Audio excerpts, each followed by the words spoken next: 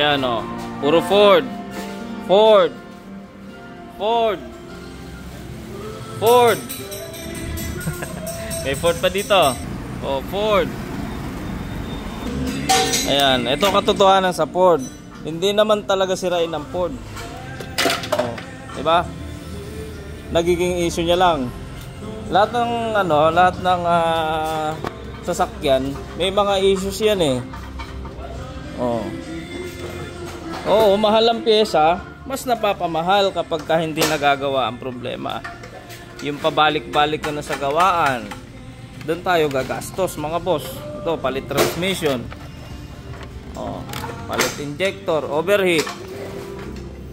Punta kayo sa mga shop na legit, mga boss ko, para hindi pabago-bago ang diagnosis.